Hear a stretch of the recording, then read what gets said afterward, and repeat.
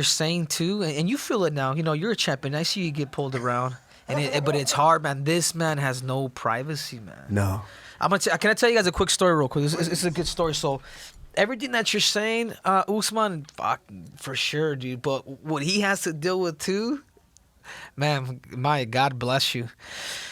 Anyways, I'm gonna tell you guys a quick story because I kind of want to fall into this real quick. I threw out the first pitch for the Florida Marlins, and Derek Jeter, I guess he's an MMA fan. You know, this is Derek Jeter. This is the man.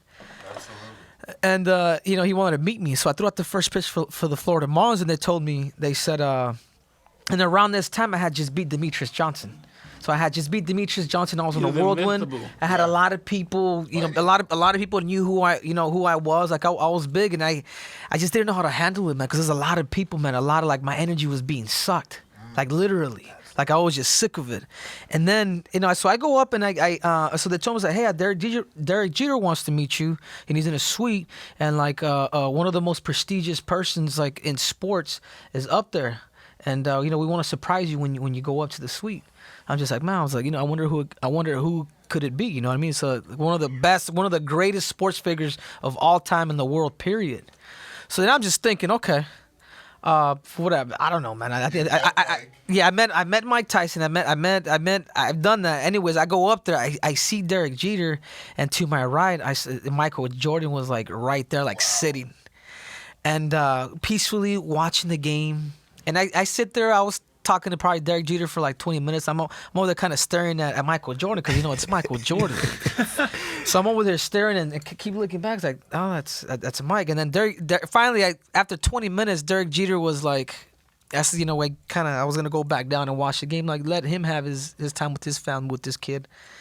And he's like, Henry, he's like, you want a picture with Mike, with Jordan? And I'm like, I do, Derek, but I know what this man goes through, and I just can't do that to him. He's watching the game. He's in this position right here. And then the cool thing about it is Derek Jeter looks at me, which fucking made it. He's like, Henry, he says, I like you, man. You're a fucking stud. I like you. And we just shook hands and I left. You know what I mean? So yeah. The moral of the story is man, the man needs his peace. Absolutely.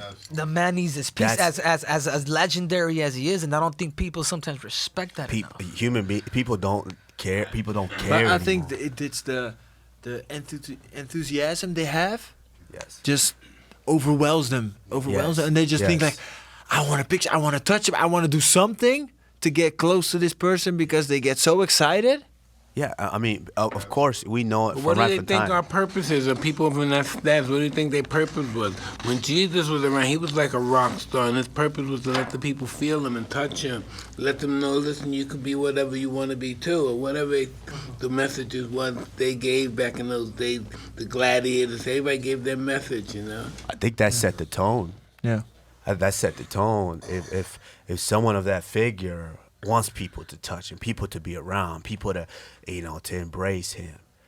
And then now that trickles down for years and centuries and decades. Like, now people feel that same way about greatness. Everybody's attracted to greatness. People want to be around someone who's great, that's doing something. In my life, I met a lot of great people. Most of the great people I met, they weren't good people. And ever since then, I decided I wanted to be more acquainted with good people. Because as the way the person lives his life, that's how he should be judged, mostly than how he participated in a sport or a political race or campaign or whatever. Because that's all we have to give each other. You know what I mean? Who we are as people. Everybody can't be the champion. But they can take that will of being a champion, be a champion in another field. It could be, it could be a literature field. It could be any other field. It's all about the will of the people. That's all we are. We're all spirits. That's all we are. We're fighting spirits. And somebody could take that same spirit and be in another field and be successful. Yeah, but I think that's what we are feeling now. Is like we're champions. We're on a level, and that's how. If I can speak for myself, I just love to inspire people. It's incredible in whatever way possible. Just to give them, because we all had it. We all had it before we were champion. We had a dream of becoming champion, but everybody can have a dream in whatever, in doing whatever, and just follow your dream, and you'll get there. I agree. Yeah, you guys are all embodiments of greatness and human potential, you know, and at the same time, you're human beings.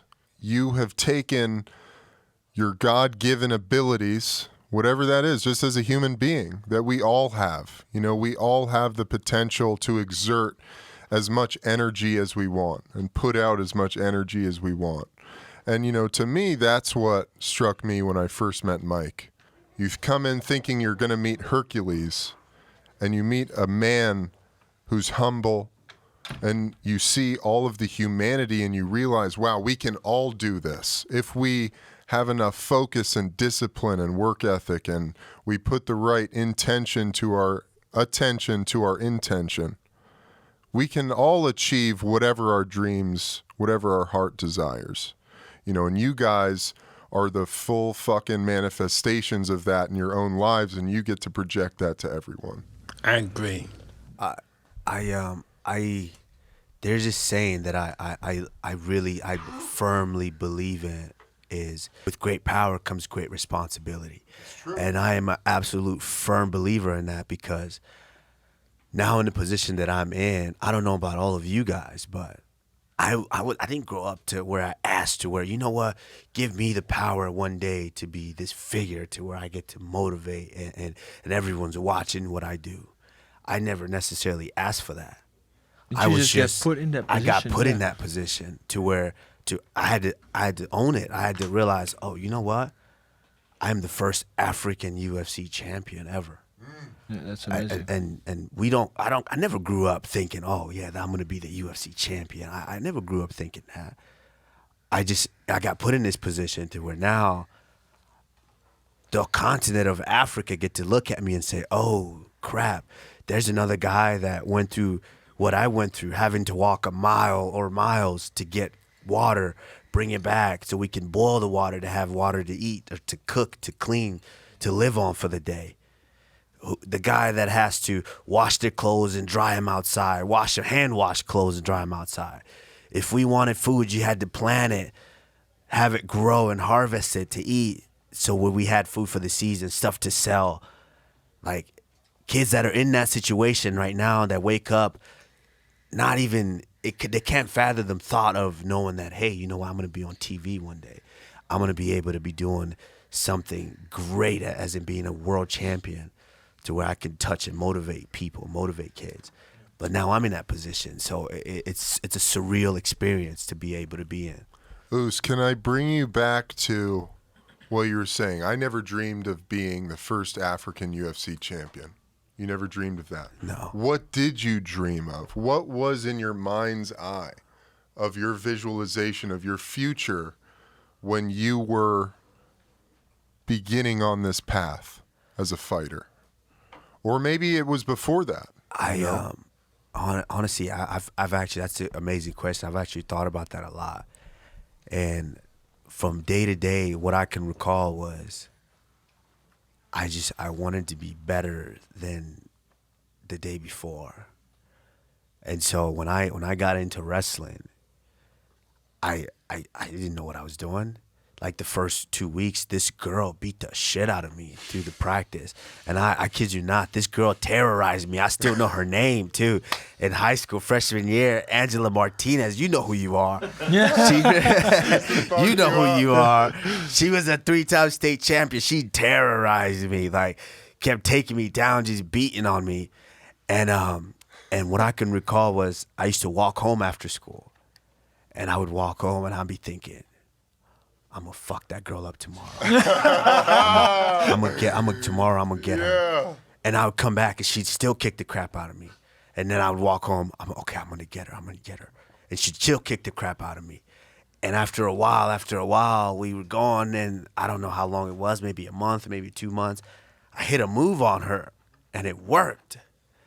And I just remember that was progress in my mind. I kept coming, I kept learning. And I got better. And that was just the story of everything. It was just be better than yesterday. let's get better tomorrow. Let's get better tomorrow. Let's learn something new. To where it just progressed to where That's what we used to say day by day, and every way I'm getting better, better, and better. That's what I code around the house. yeah. You know what I Are you like? high, Uncle Mike? Yeah. Are you, Henry? I'm really high. I'm high. I'm high watching him eat, dude. I feel like I'm eating with you.